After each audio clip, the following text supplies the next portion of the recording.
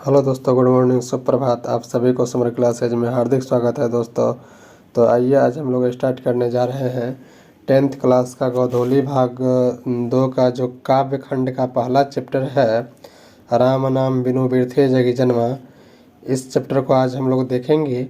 देखिए, इससे पिछली क्लास में हम लोगों ने इसका जो है सो परिचय को देखा था, लेकिन इस क्लास में हम लोग जो है सो क्या करेंगे, इसके ऑब्जेक्टिव, इससे जितने भी ऑब्जेक्टिव आ सकते हैं एग्ज़ाम में, इन सारी ऑब्जेक्टिव को हम लोग देखने का काम करेंगे। तो आइए हम लोग जो है सो बिना देरी किए हुए जो है सो चलते हैं 1 नंबर क्वेश्चन से। क्या कहता है 1 नंबर क्वेश्चन? कहता है कि सिख धर्म का प्रवर्तक किसने किया। क्या कहता है कि सिख धर्म का प्रवर्तन जो है सो किसने किया, यानी स्थापना जो है सो किसने किया। तो देखिए कि इसका क्वेश्चन आंसर आप लोग जानते ही होंगे क्या होगा।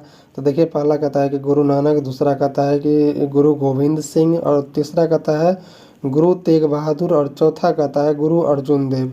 तो देखिए, इनका जो है सो सिख धर्म का जो प्रवर्तन जो है सो किए हैं, वो किए हैं कौन? तो गुरु नानक देव ने किया है। ठीक है, तो इस तरीके से इसका आंसर क्या हो जाएगा? ये हो जाएगा। देखिए, इससे आगे हम लोग चलते हैं 2 नंबर क्वेश्चन पे। 2 नंबर क्वेश्चन क्या कहता है? 2 नंबर क्वेश्चन कहता है कि गुरु नानक का जन्म स्थान है। पहला कहता है कि नंदग्राम, दूसरा कहता है कि तलवंडी ग्राम, तीसरा कहता है गुरुग्राम, और चौथा कहता है बेलसंडी ग्राम। तो देखिए, गुरु नानक साहब का जो जन्म हुआ था, ये आप लोग को पता ही होगा कि इनका जन्म जो है सो कहाँ पे हुआ था। तो तलवंडी जो है सो तलवंडी कहाँ पे? तो तलवंडी ग्राम में इनका जन्म हुआ था। ठीक है, तो इस तरीके से जो है सो हम लोग कह सकते हैं इसका आंसर क्या हो जाएगा? 2 हो जाएगा। ठीक है, इसका आंसर बी हो जाएगा।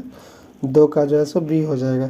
देखिए, इससे आगे हम लोग चलते हैं 3 नंबर क्वेश्चन पे। 3 नंबर क्वेश्चन क्या कहता है? देखिए, 3 नंबर क्वेश्चन कहता है कि गुरु नानक का जन्म स्थान कहाँ कहा जाता है। देखिए, कहता है गुरु नानक का जन्म स्थान कहा जाता है। देखिए, पहला कहता है गुरुग्राम, दूसरा कहता है गुरु साहेब, तीसरा कहता है नानक ग्राम, और चौथा कहता है नानकाना साहब। तो देखिए, गुरु नानक देव का जो जन्म स्थान कहा जाता है, वो कहाँ कहा जाता है? तो नानकाना साहब में जो है सो कहा जाता है। कहाँ पे? तो नानकाना जो है सो नानकाना साहब कहा जाता है। ठीक है, तो इस तरीके से इसका आंसर क्या हो जाएगा? तो डी हो जाएगा। ठीक है, नानकाना साहब हो जाएगा। देखिए, इससे आगे हम लोग चलते हैं। अगला क्वेश्चन 4 नंबर पे क्या कहता है? 4 नंबर कहता है कि गुरु नानक के पिता थे। पहला कहता है कि दीनबंधु खन्नी, दूसरा कहता है कि मूलचंद खन्नी, और तीसरा कहता है कालू चंद खत्री, और चौथा कहता है दयाल चंद खन्नी। तो देखिए, गुरु नानक देव के पिताजी का जो नाम था वो क्या था? तो कालचंद खत्री था। क्या था? कालचंद खत्री इनका पिताजी का जो है सो नाम था। ठीक है, तो इस तरीके से इसका आंसर क्या हो जाएगा? सी हो जाएगा। ठीक है, देखिए, इससे आगे हम लोग चलते हैं। 5 नंबर क्वेश्चन क्या कहता है? देखिए, 5 नंबर क्वेश्चन को देखते हैं। 5 नंबर क्वेश्चन कहता है कि गुरु नानक की माता का क्या नाम था। देखिए, पहला कहता है कि तृप्ता, दूसरा कहता है तप्ता, और तीसरा कहता है सीता, और चौथा कहता है कि अनुराधा। तो देखिए, गुरु नानक जी माता का जो नाम, गुरु नानक देव माता जी का जो नाम था, वो क्या नाम था? तो उनके माता का नाम तृप्ता था। क्या था? तृप्ता देवी। ठीक है, तो इस तरीके से इसका आंसर ए हो जाएगा। ठीक है, देखिए, इससे आगे हम लोग चलते हैं 6 नंबर क्वेश्चन की तरफ। 6 नंबर क्वेश्चन क्या कहता है? 6 नंबर क्वेश्चन कहता है कि सिख धर्म के प्रवर्तक थे। पहला कहता है कि बंदा बैरागी, दूसरा कहता है गुरु नानक देव, तीसरा कहता है अर्जुन देव, और चौथा कहता है गुरु गोविंद सिंह। तो देखिए, सिख धर्म के जो प्रवर्तक थे वो कौन थे? तो आप लोग को पता ही होगा, गुरु नानक देव थे। तो ठीक है, तो इस तरीके से इसका आंसर बी हो जाएगा। क्या हो जाएगा? इसका आंसर बी हो जाएगा। ठीक है, देखिए, इससे आगे हम लोग देखते हैं 7 नंबर क्वेश्चन। देखिए, 7 नंबर क्वेश्चन कहता है कि किस मुगल सम्राट से गुरु नानक की भेंट हुई थी। तो देखिए, हमने आप लोग को बताया भी था, आप लोग को पता भी होगा। तो इसका आंसर देखिए, पहला कहता है कि अकबर, दूसरा कहता है शाहजहाँ, तीसरा कहता है औरंगजेब, और चौथा कहता है बाबर। तो देखिए, जो है सो गुरु नानक देव जो थे वो किससे मिले थे? तो वो जो है सो बाबर से जो है सो मिले थे। तो इस तरीके से इसका आंसर जो है सो क्या हो जाएगा? डी हो जाएगा। देखिए, इससे अगला क्वेश्चन हम लोग देखते हैं 8 नंबर। 8 नंबर क्या कह रहा है? तो कहता है गुरु नानक की रचनाओं का संग्रह किनके द्वारा किया गया। तो देखिए, हमने आप लोग को बताया था कि जो है सो गुरु नानक देव जो लिखे थे काव्य संग्रह उसका जो है सो किनके द्वारा जो अधिरचना जो लिखे थे वो किनके द्वारा संग्रह किया गया था। तो पहला कहता है गुरु गोविंद सिंह, दूसरा कहता है बंदा बैरागी, तीसरा कहता है गुरु अर्जुन देव और चौथा कहता है ज्ञान देव। तो देखिए गुरु नानक की रचनाओं का जो संग्रह किया गया था वो जो है सो गुरु अर्जुन देव जी के द्वारा जो है सो किया गया था। ठीक है, तो इस तरीके से इसका आंसर क्या हो जाएगा, जो है सो सी हो जाएगा। ठीक है, इससे आगे देखिए हम लोग देखते हैं अगला क्वेश्चन। अगला क्वेश्चन क्या कहता है, देखिए अगला क्वेश्चन कहता है कि गुरु नानक देव की रचनाओं का संग्रह किस नाम से प्रसिद्ध हुआ। तो पहला कहता है साहिब ग्रंथ, दूसरा कहता है गुरु साहिब ग्रंथ, तीसरा कहता है गुरु ग्रंथ साहिब और चौथा कहता है गुरु ग्रंथावली। तो देखिए गुरु नानक देव जी का जो रचना था वो किस नाम से प्रसिद्ध हुआ, तो वो जो है सो आपका गुरु ग्रंथ साहिब से जो है सो प्रसिद्ध हुआ। तो इस तरीके से इसका आंसर सी हो जाएगा। देखिए इससे आगे हम लोग चलते हैं 10 नंबर क्वेश्चन की तरफ। 10 नंबर क्वेश्चन कहता है कि जैसे गुरु नानक की रचनाओं का संग्रह किस वर्ष किया गया। तो पहला कहता है कि 1603 ईस्वी में, दूसरा कहता है 1604 ईस्वी में, तीसरा कह रहा है 1605 ईस्वी में और चौथा कहता है कि 1606 ईस्वी में। तो देखिए गुरु नानक की जो रचनाओं का जो संग्रह किया गया था वो जो है सो 1604 ईस्वी में किया गया था। कितना में किया गया था, 1604 ईस्वी में किया गया था। ठीक है, तो इस तरीके से इसका आंसर क्या हो जाएगा, बी हो जाएगा। क्या हो जाएगा, बी हो जाएगा। देखिए इससे आगे हम लोग चलते हैं। इससे आगे क्या कहता है, इससे अगला क्वेश्चन कहता है कि गुरु नानक देव ने क्या कहते हुए प्राण त्याग दिया, या यहाँ पे देखिए मिस्टेक हो गया है, किया लिखा गया, दिया होगा। ठीक है, प्राण त्याग दिए। ठीक है, तो यहाँ पे थोड़ा सही कर लीजिएगा, दिए होगा, प्राण त्याग दिए। तो देखिए पहला कहता है कि हे गुरु, दूसरा कहता है वाहे गुरु, तीसरा कहता है हे ईश्वर और चौथा कहता है सतगुरु। तो देखिए गुरु नानक देव जी जो है सो जब प्राण त्याग रहे थे तो उस समय जो है सो इन्होंने जो है सो वाहे गुरु कह करके जो है सो प्राण त्यागे। ठीक है, तो इस तरीके से इसका आंसर क्या हो जाएगा, बी हो जाएगा। क्या हो जाएगा, बी। देखिए इससे आगे हम लोग चलते हैं 12 नंबर क्वेश्चन पे। क्या कहता है 12 नंबर क्वेश्चन, देखिए 12 नंबर क्वेश्चन कहता है कि नानक देव ने जगत का सारा किसे कहा है, सार किसे कहा है। नानक देव ने जगत का सार किसे कहा है। तो देखिए पहला कहता है कि धनार्जन, दूसरा कहता है सांसारिक दुख सुख, तीसरा कहता है पूजा पाठ और चौथा कहता है हरि कीर्तन। तो देखिए नानक देव ने जो है सो जगत का सारा सार किसे कहा है, तो वो जो है सो हरि कीर्तन को जो है सो कहे हैं। ठीक है, तो इस तरीके से इसका आंसर डी हो जाएगा। देखिए इससे आगे अगला क्वेश्चन हम लोग 13 नंबर देखते हैं। 13 नंबर क्वेश्चन कहता है कि किसके बिना संसार में जन्म लेना बैठता है। तो पहला कहता है यश के बिना, दूसरा कहता है दान पुण्य के बिना, तीसरा कहता है तीर्थटन के बिना, चौथा कहता है भगवत नाम के बिना। तो देखिए जो है सो किसके बिना जो है संसार में जन्म लेना बैठता है, तो भगवान के नाम लिए बिना जो है सो, राम भगवान के नाम लिए बिना जो है सो क्या है इस जगत में या संसार में जन्म लेना क्या है, तो व्यर्थ है। तो इस तरीके से इसका आंसर क्या हो जाएगा, डी हो जाएगा। भगवत नाम के बिना या ईश्वर के नाम के बिना जो है सो इस संसार में जन्म लेना क्या है, व्यर्थ है। देखिए इससे आगे हम लोग चलते हैं 14 नंबर क्वेश्चन पे। 14 नंबर क्वेश्चन क्या कहता है, 14 नंबर क्वेश्चन कहता है कि ब्रह्म का निवास स्थान है। पहला कहता है मंदिर में, दूसरा कहता है जंगल में, तीसरा कहता है तीर्थ में और चौथा कहता है संत हृदय में। तो देखिए ब्रह्म का जो निवास स्थान होता है वो संत के हृदय में होता है। किस में होता है, संत के हृदय में होता है। इसलिए होता है क्योंकि वे जो है सो क्या होते हैं कि जो है सो सभी कर्मों से क्या होते हैं, तो निर्वृत्त होते हैं। निर्वृत्त का मतलब कि हट करके होते हैं।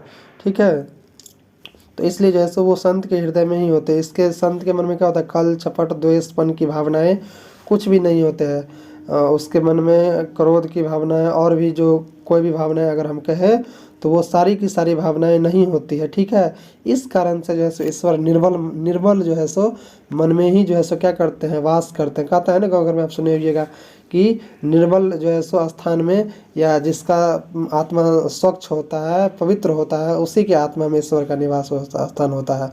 तो इसी तरीके से जो है सो संत के हृदय में क्या होता है, ब्रह्म या ईश्वर का निवास स्थान होता है। तो इस तरीके से हम डी इसका आंसर कर सकते हैं, होगा। ठीक है, होगा भी। देखिए इससे अगला क्वेश्चन हम लोग देखते हैं 15 नंबर क्वेश्चन क्या कहता है। 15 नंबर क्वेश्चन कहता है कि महीअल का मानक आधुनिक शब्द है। तो देखिए पहला कहता है कि महान आत्मा, दूसरा कहता है महान मानव, महामानव, तीसरा कहता है धरती पर, चौथा कहता है पहाड़ पर। तो देखिए मही अल का मानक का आधुनिक अर्थ जो होता है वो क्या होता है, तो धरती पर होता है। क्या होता है, धरती पर, ठीक है। तो इस तरीके से मही अल मतलब होता है धरती, तो इस तरीके से धरती पर होगा इसका आधुनिक जो शब्द होगा वो धरती पर होगा। सी हो जाएगा इसका आंसर 15 का, ठीक है। इससे आगे देखिए हम लोग चलते हैं 16 नंबर क्वेश्चन पे। 16 नंबर क्वेश्चन क्या कह रहा है, तो 16 नंबर क्वेश्चन कहता है कि वाणी कब विष के समान हो जाती है। पहला कहता है कि कड़वी बात बोलने पर, दूसरा कहता है राम नाम स्मरण करने के बिना, तीसरा कहता है असत्य भाषण से, चौथा कहता है मौन रहने से। देखिए वाणी कब विष के समान हो जाता है, ये आप लोग को पता ही होगा। जब राम भगवान के जप के बिना क्या होता है, व्यक्ति का जो वाणी होता है वो किसके समान होता है, तो विष के समान हो जाता है। इसलिए क्या करना चाहिए, तो राम भगवान का जप हमेशा करना चाहिए, ताकि क्या हो, हमारा जो वाणी है वो वाणी में शुद्धिकरण रहे, शुद्ध रहे, और विष के समान वाणी नहीं हो, ठीक है। तो इस तरीके से राम नाम स्मरण के बिना जो है सो क्या होता है, वाणी जो है सो विष के समान हो जाता है। तो इस तरीके से इसका आंसर बी हो जाएगा 16 का, ठीक है। देखिए इससे आगे हम लोग 17 नंबर क्वेश्चन की तरफ चलते हैं। 17 नंबर क्वेश्चन कहता है कि हरि रस किसे कहा गया है, तो पहला कहता है कि वनस्पति रस को, दूसरा कहता है सांसारिक आनंद को, तीसरा कहता है ब्रह्मानंद को, और चौथा कहता है मधुर रस को। तो देखिए सांसारिक जो हरि रस जो कहा जाता है वो जो है सो ब्रह्मानंद को कहा जाता है, यानी ईश्वर में लीन हो जाना कहता है, ठीक है। ईश्वर में लीन हो जाने को ही हम लोग जो है सो हरि रस कहते हैं, ठीक है। तो इस तरीके से जो है सो ब्रह्मानंद हो जाएगा, सी आंसर इसका 17 का। देखिए इससे आगे हम लोग चलते हैं 18 नंबर क्वेश्चन पे। 18 नंबर क्वेश्चन क्या कहता है, देखिए 18 नंबर क्वेश्चन कहता है गुरु नानक किस भक्ति धारा के कवि हैं। पहला कहता है निर्गुण भक्ति धारा के, दूसरा कहता है सगुण भक्ति धारा के, तीसरा कहता है सरस भक्ति धारा के, और चौथा कहता है ब्रह्मानंद भक्ति धारा के। तो देखिए गुरु नानक देव जो थे वो किस भक्ति के कवि थे, तो वो जो है सो निर्गुण भक्ति धारा के जो है सो क्या थे, कवि थे। तो इस तरीके से इसका आंसर क्या हो जाएगा, ए हो जाएगा, ठीक है। देखिए इस तरीके से 19 नंबर क्वेश्चन पे हम लोग चलते हैं। देखिए 19 नंबर क्वेश्चन कहता है कि गुरु नानक ने प्रचार किया। पहला कहता है कर्मकांड का, दूसरा कहता है निर्गुण ब्रह्म की भक्ति का, तीसरा कहता है पूजा पाठ का, और चौथा कहता है सगुण ब्रह्म की भक्ति का। तो देखिए गुरु नानक देव ने जो है सो हमेशा किसकी भक्ति की, तो निर्गुण ब्रह्म की भक्ति की, ठीक है। तो इस तरीके से इसका आंसर क्या हो जाएगा, बी हो जाएगा, ठीक है। निर्गुण भक्ति की, निर्गुण ब्रह्म की भक्ति का, ठीक है। इन्होंने जो है सो क्या किए, प्रचार किए। तो इस तरीके से इसका आंसर बी हो गया 19 का। इस तरीके से देखिए इससे आगे क्वेश्चन हम लोग चलते हैं अगला क्वेश्चन पे। अगला क्वेश्चन कहता है कि गुरु नानक की रचनाओं के संग्रह का क्या नाम है। तो पहला कहता है वाहे गुरु, दूसरा कहता है गुरु ग्रंथ साहिब, तीसरा कहता है नानकाना साहब, और चौथा कहता है फतेह साहब। तो देखिए गुरु नानक की रचनाओं के जो संग्रह का नाम था वो क्या था, तो वो जो है सो उनका जो है सो गुरु ग्रंथ साहिब था, ठीक है। क्या नाम था उनका, गुरु ग्रंथ साहिब। तो इस तरीके से इसका आंसर बी हो जाएगा। देखिए इससे आगे हम लोग चलते हैं। अगला क्वेश्चन क्या कहता है, 21 नंबर क्वेश्चन कहता है कि आशा दीवार किसकी रचना है। क्या कहता है कि आशा दीवार किसकी रचना है। तो देखिए पहला कहता है गुरु गोविंद सिंह की, दूसरा कहता है अर्जुन देव की, तीसरा कहता है तेग बहादुर सिंह की, और चौथा कहता है गुरु नानक की। तो देखिए आशा दीवार जो रचनाएं हैं ये आप लोग को पता होगा कि ये रचना जो है सो किनकी है, तो ये रचना जो है सो गुरु नानक देव जी की है, ठीक है। तो इस तरीके से इसका आंसर क्या हो जाएगा, डी हो जाएगा, ठीक है। देखिए इससे आगे हम लोग क्वेश्चन पे चलते हैं 22 नंबर क्वेश्चन पे।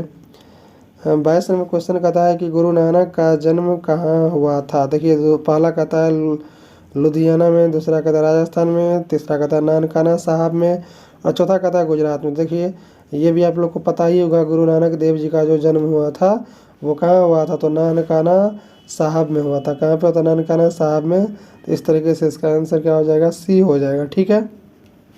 देखिए इससे आगे हम लोग 23 नंबर क्वेश्चन की तरफ चलते हैं। 23 नंबर क्वेश्चन कहता है कि हरि रस, यहाँ पर थोड़ा मिस्टेक हो गया, हरि रस किसकी कीर्ति है।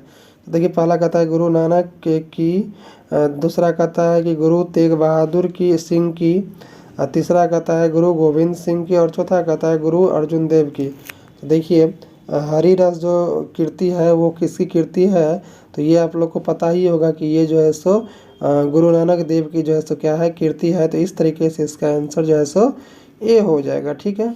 तो इसका ए देखिए इससे आगे हम लोग चलते हैं अगला क्वेश्चन पे। देखिए अगला क्वेश्चन जो है 24 नंबर कहता है कि गुरु नानक का जन्म कब हुआ था।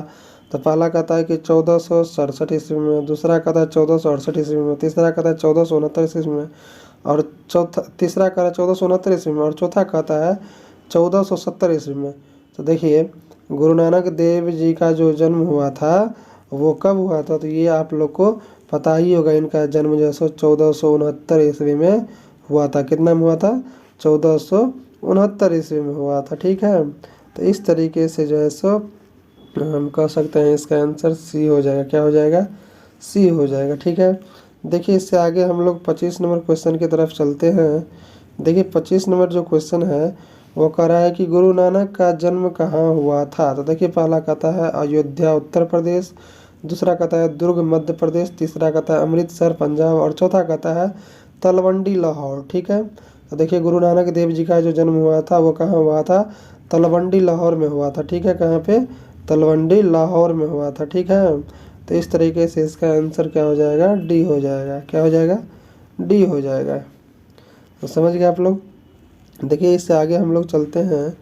अगला जो क्वेश्चन है वो कह रहा है कि गुरु नानक के पिताजी का नाम क्या था। तो पहला कहता है गुरु तेग बहादुर, दूसरा कहता है गुरु अर्जुन देव, तीसरा कहता है कालू चंद खत्री, और चौथा कहता है लाल चंद खत्री। तो देखिए गुरु नानक देव के पिताजी का जो नाम था वो क्या नाम था? तो उनके पिताजी का नाम था कालू चंद खत्री। ठीक है, तो इस तरीके से इसका आंसर सी हो जाएगा। क्या हो जाएगा?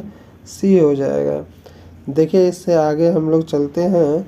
अगला क्वेश्चन 27 नंबर पे 27 नंबर क्वेश्चन कहता है कि गुरु नानक की माता जी का नाम क्या था। तो पहला कहता है सुशीला, तीसरा कहता है तृप्ता, तीसरा कह रहा है सुलक्षणी, और चौथा कहता है तृप्ति। तो देखिए गुरु नानक देव जी की माता का जो नाम था वो क्या था? तो यहाँ पे देखिए मिस है शायद, गुरु नानक नहीं, ठीक है। देखिए गुरु नानक देव जी का जो है सो माता का जो नाम था वो क्या नाम था? तो सुलक्षणी नाम था। क्या था? सुलक्षणी। तो इस तरीके से इसका आंसर सी हो जाएगा। ठीक है, देखिए इससे आगे हम लोग देखते हैं 28 नंबर क्वेश्चन। 28 नंबर क्वेश्चन कहता है कि सुलक्षणी कौन थी। तो पहला कहता है गुरु नानक की बहन, दूसरा कहता है गुरु नानक की माँ, तीसरा कहता है गुरु नानक की मौसी, और चौथा कहता है गुरु नानक की पत्नी। तो देखिए सुलक्षणी जो थी वो कौन थी? तो गुरु नानक देव की जो है सो पत्नी थी, गुरु नानक देव जी की पत्नी थी। ठीक है, तो इस तरीके से जो है सो क्या हो जाएगा? इसका आंसर जो है सो डी हो जाएगा। ठीक है, इसका आंसर डी हो जाएगा। देखिए इससे आगे हम लोग चलते हैं। देखिए 29 नंबर क्वेश्चन पे 29 नंबर क्वेश्चन कहता है कि गुरु नानक के पद किस भाषा में रचित है। क्या कहता है? गुरु नानक के पद किस भाषा में रचित है। तो पहला कहता है कि हिंदी मिश्रित ब्रजभाषा, दूसरा कहता है अरबी मिश्रित ब्रजभाषा, और तीसरा कहता है पंजाबी मिश्रित ब्रजभाषा, और चौथा कहता है तमिल मिश्रित ब्रजभाषा। तो देखिए गुरु नानक के पद की जो भाषा है वो किस भाषा में जो है सो रचित है। तो वो जो है सो पंजाबी मिश्रित ब्रजभाषा में लिखी हुई है या रचित है। ठीक है, तो इस तरीके से हम कह सकते हैं इसका आंसर जो है सो सी हो जाएगा। ठीक है, पंजाबी मिश्रित ब्रजभाषा। इससे आगे देखिए हम लोग देखते हैं अगला क्वेश्चन 30 नंबर क्वेश्चन। देखिए कहता है कि गुरु नानक के जन्म स्थान को क्या कहते हैं। तो पहला कहता है कि जो है सो नानकाना साहब, दूसरा कहता है गुरु ग्रंथ साहब, तीसरा कहता है फतेह साहब, और चौथा कहता है जन्म स्थल। देखिए गुरु नानक के जन्म स्थान को कहते हैं, क्या कहते हैं? तो उनके जन्म स्थान को नानकाना साहब कहते हैं। ठीक है, तो इस तरीके से इसका आंसर ए हो जाएगा। क्या हो जाएगा? ए हो जाएगा। देखिए इससे आगे हम लोग देखते हैं। आगे कहता है 31 नंबर क्वेश्चन कि नानकाना साहब कहाँ अवस्थित है। पहला कहता है भारत में, दूसरा कहता है पाकिस्तान में, तीसरा कहता है श्रीलंका में, चौथा कहता है नेपाल में। तो देखिए नानकाना साहब जो है सो कहाँ स्थित है या अवस्थित है। तो वो जो है सो पाकिस्तान में अवस्थित है। तो इस तरीके से इसका आंसर बी हो जाएगा। क्या हो जाएगा? बी हो जाएगा, पाकिस्तान। ठीक है, पाकिस्तान नल्ला जी हो जाएगा। समझ गए आप लोग। देखिए इससे आगे हम लोग 32 नंबर क्वेश्चन की तरफ चलते हैं। देखिए 32 नंबर क्वेश्चन कहता है गुरु नानक की रचना है। पहला कहता है सोहिला, दूसरा कहता है जपूजी, तीसरा कहता है आशा दीवार और चौथा कहता है इनमें से सभी। तो देखिए इनकी जो रचनाएं हैं सो क्या है, ये तीनों रचनाएं हैं, ठीक है। इसलिए हो जाएगा इनमें से सभी, डी आंसर इसका हो जाएगा। इनकी तीनों रचनाएं हैं, ठीक है, गुरु नानक देव जी की। देखिए इससे आगे हम लोग देखते हैं अगला 33 नंबर क्वेश्चन कहता है कि गुरु नानक ने किन्हें सम्मान दिया। पहला कहता है कविता को, दूसरा कहता है लेखन को, तीसरा कहता है स्त्री को, चौथा कहता है पुरुष को। तो देखिए गुरु नानक देव जी ने जो है सो सबसे अत्यधिक जो है सो सम्मान दिया किसको, तो स्त्री को। स्त्री क्योंकि क्या होती है, लक्ष्मी की रूप होती है, पूजनीय होती है, इसलिए इसे जो है सो सबसे अत्यधिक सम्मान दिए गुरु नानक देव जी ने, ठीक है। तो इस तरीके से इसका आंसर क्या हो जाएगा, सी हो जाएगा इसका आंसर। देखिए इससे आगे हम लोग देखते हैं 34 नंबर क्वेश्चन। 34 नंबर क्वेश्चन क्या कहता है, 34 नंबर क्वेश्चन देखिए, 34 नंबर क्वेश्चन कहता है कि कौन पहले संत हैं जिन्होंने विदेशी आक्रमणकारियों के विरोध में आवाज़ उठाई। देखिए पहला कहता है कि गुरु तेग बहादुर, दूसरा कहता है गुरु अर्जुन देव, और तीसरा कहता है गुरु ग्रंथ साहिब, और चौथा कहता है गुरु नानक देव। तो देखिए ये जो है सो सबसे पहले जो है सो कौन ऐसे संत थे जिन्होंने जो है सो अंग्रेज़ों के प्रति जो है सो आक्रमणकारी को प्रति जो है सो विरोध जो है सो अपने विरोध को प्रदर्शित किया या आरंभ किया, तो वो जो है सो गुरु नानक देव जी थे सबसे प्रथम, ठीक है। तो इस तरीके से इसका आंसर क्या हो जाएगा, डी हो जाएगा, ठीक है। इसका आंसर डी हो जाएगा, गुरु नानक देव जी, ठीक है। इससे आगे देखिए हम लोग चलते हैं 35 नंबर क्वेश्चन की तरफ। क्या कहता है, कहता है जो नर दुख में दुख नहीं माने किस लेखक की कृति है। पहला कहता है कबीरदास की, दूसरा कहता है गुरु नानक की, तीसरा कहता है कालिदास की, चौथा कहता है सूरदास की। तो देखिए जो नर दुख में दुख नहीं माने ये किस कीर्ति की, ये जो है सो किस लेख की कीर्ति है, तो ये जो है सो आपके जो है सो गुरु नानक देव की जो है सो लेख की जो है सो कीर्ति है, ठीक है। तो इस तरीके से इसका आंसर बी हो जाएगा, क्या हो जाएगा, बी हो जाएगा। देखिए इससे आगे हम लोग देखते हैं, इससे आगे कहता है कि गुरु नानक का कथन किस कवि के कथन से मिलती है। पहला कहता है रविदास, दूसरा कहता है कालिदास, तीसरा कहता है सूरदास, चौथा कहता है कबीरदास। तो देखिए गुरु नानक जी का कथन जो था वो किस कवि के कथन से जो है सो मिलता है, तो वो जो है सो मिलता है, एक ही कवि ऐसा है जिस कवि के कथन से जो है सो इनका कथन मिलता है। वो कवि कौन है, तो वो कवि जो है सो आपका जो है सो कबीरदास है। कौन है, कबीरदास है, ठीक है। तो इस तरीके से इसका आंसर डी हो गया, समझ गए आप लोग। देखिए इससे आगे हम लोग देखते हैं, इससे आगे क्या कहता है कि गुरु नानक की मृत्यु कब हुई। तो पहला कहता है कि 1540 ईस्वी में, दूसरा कहता है 1560 ईस्वी में, तीसरा कहता है 1539 ईस्वी में, और चौथा कहता है कि 1565 ईस्वी में। तो देखिए गुरु नानक की जो मृत्यु हुई थी वो कब हुई थी, तो 1539 ईस्वी में हुई थी। कितना में, 1539 ईस्वी में जो है सो इनकी मृत्यु हो गई थी, ठीक है। तो इस तरीके से जो है सो इसका आंसर क्या हो जाएगा, सी हो जाएगा, ठीक है। क्या हो जाएगा इसका आंसर, सी। तो इस तरीके से देखिए 35 नंबर का आंसर क्या हो गया, सी हो गया। इससे आगे हम लोग देखते हैं, देखिए इससे आगे नहीं है, इससे आगे जैसे इनमें लगभग कितने 37 क्वेश्चन हम लोगों ने अभी पूरा देखा है। इसमें शायद आप लोग को पूरा समझ में भी आया होगा, यानी कि जितना एग्जाम में आ सकता है उतना सारे क्वेश्चन को हमने जो है सो कराने का काम किया इसमें आप लोगों को। इससे एक भी क्वेश्चन चाहकर भी बाहर नहीं जा सकता, ये गारंटी है। इसलिए क्योंकि 37 क्वेश्चन एक टॉपिक से अगर बनता है तो शायद उससे बाहर नहीं जाना चाहिए।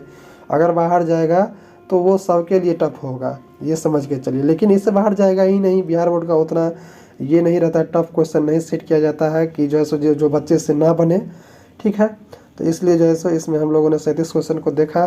तो दोस्तों अगर आप लोगों को यह क्लास अच्छी लगी हो तो क्लास को लाइक कर दीजिएगा, सब्सक्राइब कर दीजिएगा और शेयर कीजिएगा, और कमेंट करना नहीं भूलिएगा दोस्तों, ताकि आप लोगों का कमेंट अगर हमें मिलता रहे तो हम जो है सो इस क्लास को और बेहतर तरीके से जो है सो लाने का प्रयास करेंगे, और आप लोगों को बेहतर तरीके से हम जो है सो देने का प्रयास भी करेंगे, ठीक है। तो आप लोग कमेंट जरूर कीजिएगा कि यह क्लास आप लोगों को कैसी लगी। तो मिलते हैं हम लोग इससे अगली क्लास में, तब तक के लिए जय हिंद, जय भारत।